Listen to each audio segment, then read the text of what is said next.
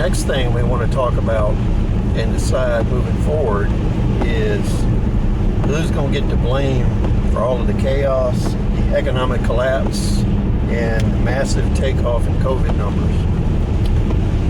When you look at the people, organizations, corporations, and celebrities that are funding and supporting BLM and Antifa, are those same entities going to talk about the spread of COVID-19 and the economic collapse and its hastening brought about by the activities of these groups?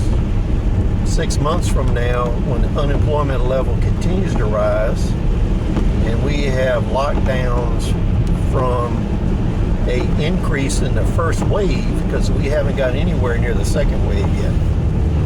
In the state I'm in, we reopened 3-4 weeks ago, and you can see that right now we're still seeing a large increase in numbers. In the last 3 days, we've had the most new cases and the most hospitalizations we've ever had. And this trend is continuing to move forward. We had some idiots at a racetrack that had races, no social distancing, no masks. When the governor got on them, they thought that was funny, and then they decided the next race was a protest. So what is the consequences going to be? We've got about another 3 weeks to hit the 1 month mark when these races start. Then when you add to this all the protests, the looting, and the riots that have taken place, when you think about what's going to happen with the disease,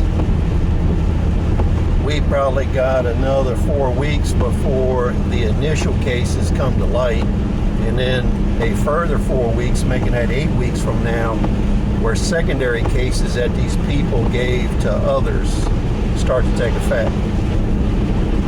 So what that looks like is now being mid-June, July, August, we may not hit a peak until September. And that's when flu season starts. So the resurgence of COVID-19, new strains of COVID-19 mixed with the flu, those effects, everybody's going to look back in the media and they're going to say, how did we get here? So is the way we got here all the protests, the riots, the races, the reopening? Who is society going to find responsible for this? And is anger and retribution going to come towards that? So are those people going to be held responsible and liable? What's really interesting is up in New York, COVID tracers were told not to ask people if they participated in protests. Why would we do that unless we're trying to alleviate the blame? And what we notice is there's a double standard. We definitely have a problem with the COVID disease, and all the people that say that it was a false warning and that we didn't need to do this stuff, they never take into account how many lives were saved and how many cases we haven't had yet because of taking these precautions. You never hear that in their argument. They never want to discuss that.